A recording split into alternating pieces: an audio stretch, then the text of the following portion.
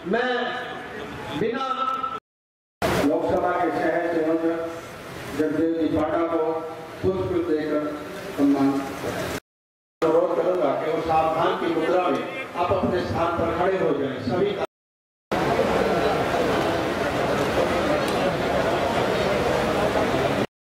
विधायक मिला कि जिसको जो सारे हरियाणा की बागडोर संभाल रहे हैं।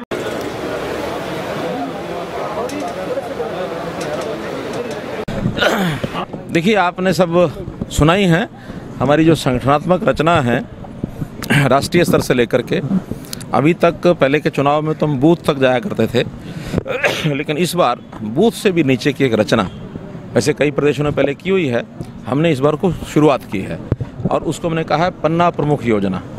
एक विधानसभा में 60 वोट के ऊपर एक पन्ना, विधानसभा ने एक बूथ में 60 वोटों के ऊपर एक जो पन्ना होता है वोटर लिस्ट का, उस वोटर लिस्ट के पन्ने के अनुसार कार्यकर्ताओं में काम विभाजन करना, ताकि उन 15 से लेकर 20 घरों में व्यक्तिगत संपर्क करना, वहाँ अपना प्रचार करना, साहित्य भेजना, कोई किसी प्रकार का कोई सुझाव आता है सुझाव लेना, वहाँ का आंकलन करना, कितने वोट वहाँ हैं, कितने वहाँ वोट कट चुके हैं, ताकि कोई डुप्लीकेट वोटिंग ना हो जाए, तो वोट का सर्वे भी एक प्रकार से हो जाता है। ऐसे सब बारीक बारीक माइक्रो मैनेजमेंट करने के लिए ये पन्ना प्रमुख का सम्मेलन पूरे प्रदेश भर में चल रहे हैं, सभी 90 विधानसभाओं में। आज करनाल विधानसभा का ये पन्ना सम्मेलन था जिसमें मैं यहाँ आया। सर, आपका किन मुद्दों पे मतलब इस चुनाव में जाएंगे बीजेपी? देखिए, पहली बात तो यह है कि जो कुछ, चूँकि हमारी चलती हुई सरकार है, वर्तमान सरकार, केंद्र में हमारी 5 साल की उपलब्धियां, नरेंद्र मोदी जी के नेतृत्व में जो सरकार चल रही है, और हमारी हरियाणा प्रदेश की 4.5 साल की उपलब्धियां, ये उपलब्धियां ही अपने आप में इतना विषय है जो जनता का एक विश्वास जगाती हैं कि पहले की सरकारों में और अब की सरकारों में क्या अंतर है। और मैं पहली बार ऐसा देख रहा हूँ कि किसी सरकार की एंटी इनकम्बेंसी की बजाय प्रो इनकम्बेंसी दिखाई दे रही है, चाहे वो केंद्र सरकार की हो चाहे प्रदेश सरकार की हो। हाँ, निश्चित रूप से आगामी मुद्दे भी वो सब दोनों पार्टियों की तुलना करते हुए, खास करके कांग्रेस की और बीजेपी की जैसे घोषणा पत्र की तुलना हो रही है, उसमें बड़ा मुद्दा आया है कि इस देश के प्रति देखने का दृष्टिकोण, इस देश की सेनाओं के बारे में, देश की रक्षा सुरक्षा के बारे में, देश की एकता अखंडता के बारे में जो दृष्टिकोण कांग्रेस का है, जो भारतीय जनता पार्टी का है, उसमें स्पष्ट एक नज़र आता है अंतर।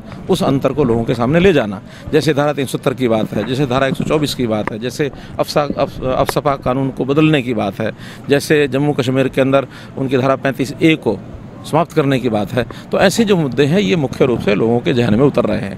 दूसरा, गरीब के जीवन में बदलाव, गरीब कल्याण के जो विषय हैं उसमें जितनी योजनाएं हमने बनाई हैं वो भी, आगे जो बनाएंगे वो भी, वो सब जनता के सामने रखेंगे। और जनता निश्चित रूप से आज जो मन बनाए बैठी है कि दोबारा से इस देश में भारतीय जनता पार्टी की सरकार बने, नरेंद्र मोदी दोबारा से प्रधानमंत्री बने।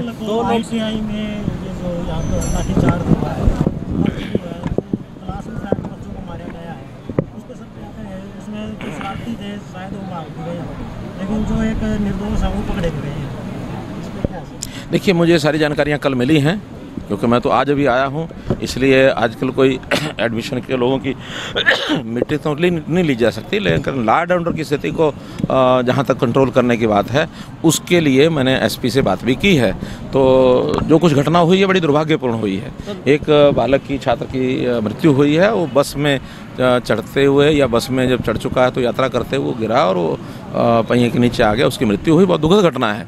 लेकिन उसके बाद की जो स्थितियां हैं वो जिस प्रकार की कार्रवाई छात्रों की ओर से हुई, जिस प्रकार की कार्रवाई पुलिस की ओर से हुई, उसमें कहीं ना कहीं जाति किसी की ओर से अगर हुई है तो उसके लिए हमने इंक्वायरी बैठा दी है। एक पुलिस की, अरे सुन जाओ, पुलिस की ओर से भी एक इंक्वायरी हमने एडिशनल एसपी की देखरेख में कहा है कि भी पुलिस की भी इंक्वायरी कराओ, और इसी प्रकार से एसडीएम के नेतृत्व में भी एक इंक्वायरी अलग से हमने गठित कराई है, ताकि कहाँ चूक हुई है और उस चूक में अगर कहीं ज्यादती भी हुई है तो किस ओर से हुई है, क्या बच्चों की ओर से हुई या पुलिस की ओर से हुई, या लॉ एंड ऑर्डर स्थिति को मेंटेन रखने की दृष्टि से जो आवश्यक था वो किया गया, या इसके पीछे और कोई षड्यंत्रकारी कोई व्यक्ति तो नहीं था जो इन चीज़ों को उकसा रहा हो। ये सारी बातें जब सामने आएंगी तो निश्चित रूप से जो भी दोषी पाया जाएगा उसको हम सजा दिलाएंगे।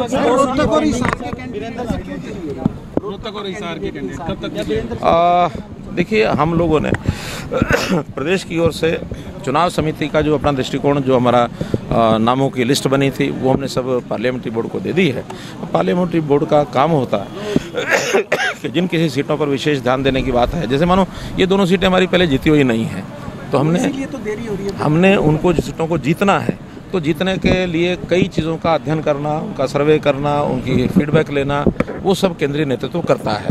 तो मुझे लगता है कि इस समय तो वो काम हो गया होगा और बहुत जल्दी आज कल में ये दोनों सीटों का निर्णय हो जाएगा। अरविंद शर्मा जी को देखिए, मैंने बताया कि कोई भी निर्णय जो करना है वो पार्लियामेंट्री बोर्ड ने करना है। हमने अपनी ओर से जो भी राय देनी है वो दी जा चुकी है। अब हमारा रोल इसमें नहीं है। केंद्र किसको टिकट देता है, क्योंकि उन्हीं का सोल अधिकार है, तो सोल राइट जब पार्लियामेंट्री बोर्ड का होता है तो उसमें हमारे यहाँ अनुशासन है। उस अनुशासन के नाते जो कोई निर्णय आएगा उसके अनुसार हम उस कैंडिडेट को जिताएंगे। टफ मानते हैं ये दोनों सीटें?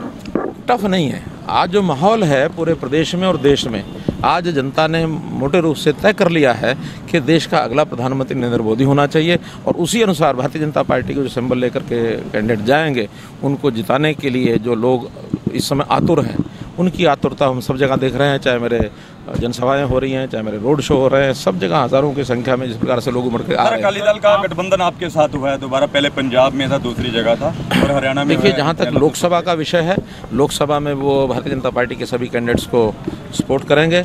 विधानसभा के समय फिर से बैठ करके उनसे बातचीत करके कुछ सीटें उनके लिए गठबंधन कमजोर करते हैं सर।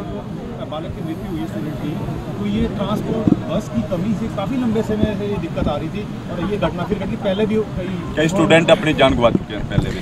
ये ठीक है कि बसों की पिछले दिनों से काफ़ी कमी है। बस के जो एम्प्लॉइज़ हैं उन्होंने बसों को, हम तो डालना चाहते हैं, अभी कुछ रोडवेज़ की डल जाएँ, कुछ प्राइवेट लोगों की डल जाएँ, किलोमीटर स्कीम पर आ जाएँ, कोई बाकी कोई स्कीमें हमने बनाई उसके आधार पर आ जाएँ। इस बेड़े को हम बढ़ाना चाहते हैं। और एक हमने पिछले दिनों में 510 बसों का एक टेंडर भी किया, लेकिन उसके अंदर कहीं कोई गड़बड़ ध्यान में आई तो हमने उसके लिए इंक्वायरी करने के लिए भी कह दिया है। उसके बाद 190 बसों का जो टेंडर है वो हो चुका है, लेकिन जैसे चुनाव खत्म होगा वो सारा फाइनल हो जाएगा। तो बसों के बेड़े को भी हम बढ़ाएंगे, और जहाँ छात्रों की कुछ मांगे हैं कि हमारी बस कहाँ से कहाँ चलनी चाहिए, उन्होंने कुछ मांगे रखी हैं, उसको भी यथायोग्य पूरा किया जाएगा। आपके गठबंधन को कितना मतलब मानते हैं कि ये सक्सेसफुल हो पाएगा? देखिए, जिन पार्टियों की ज़मीन खिसक जाती है, जिनका कोई आधार होता नहीं है, वो जीत की ओर बढ़ने के लिए हर प्रकार का प्रयत्न करते हैं। उसी प्रयत्न में एक उनका गठबंधन है, लेकिन गठबंधन होने के बाद भी जनता की ओर से ऐसा कोई नहीं दिख रहा कि हाँ उनको कोई राजनीतिक सफलता मिलेगी। हाँ, गठबंधन होने के बाद निश्चित रूप से वोट कुछ बढ़ते हैं, अलग अलग पार्टियों में वो वोट कम आएंगे। जब दोनों मिलेंगे तो उनके वोट जुड़ जाएंगे, लेकिन जुड़ने के बाद भी ऐसा कोई माहौल नहीं है कि जिसमें से उनको कोई राजनीतिक सफलता मिले। उस ताले की चाबी है जब संजय भाटिया जी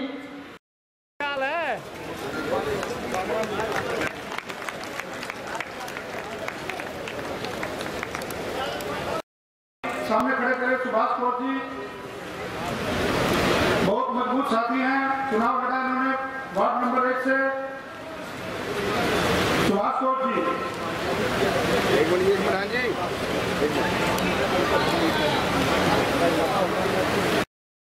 पानीपत की मेयर श्रीमती अवनीत कौर जी, हमारे कर्नाटक श्यामा प्रकाश मुखर्जी को दीनदयाल उपाध्याय के चित्रों पर पुष्पांजलि करते का कार्य हो रहा है माननीय मुख्यमंत्री जी के कर कमलों द्वारा। मैं बहुत आनंदित हूँ। कार्यकर्ता इतनी धूप और गर्मी में डट के बैठे हैं, और कार्यकर्ता ही नहीं, समाज का प्रत्येक व्यक्ति बड़े खुले मन से आशीर्वाद दे रहा है। आप मीडिया के लोग भी इस बात के साक्षी हैं कि जिस प्रकार का उत्साह जिस दिन से भारतीय जनता पार्टी का ये टिकट का अनाउंस हुआ, मैं समझता हूँ उससे कहीं पहले भारतीय जनता पार्टी ने सब करनाल लोकसभा के क्षेत्र ये मन बना चुके थे कि इस बार हमने मोदी जी को प्रधानमंत्री बनाना है। तो क्या लगता है भाटिया जी, आज जो अरविंद शर्मा जी को पहले यहाँ के लिए आप रोहतक के लिए कंफर्म कर दें? नहीं, ऐसा मैं उस किसी सिस्टम में नहीं हूँ। वो पार्टी की सोच है, वो कहाँ से लड़ेंगे, कहाँ से नहीं लड़ेंगे, ये उनकी जानकारी में है। मैं उसमें कंसर्न नहीं हूँ। भारतीय जनता पार्टी ने उनके नाम पे विचार किया। निर्णय पार्लियामेंट्री बोर्ड क्या करेगा क्या नहीं मुझे जानकारी। भाटी साहब, कल का न्यूज आपने देखी करनाल की ITI के?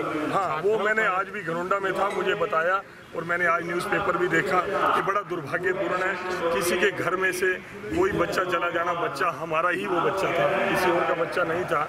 उसमें बड़ा भारी गहरा दुख है, किस वजह से एक्सीडेंट हुआ, क्या कारण हुआ।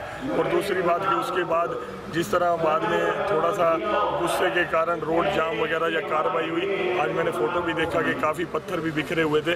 तो इन सारी चीज़ों से ये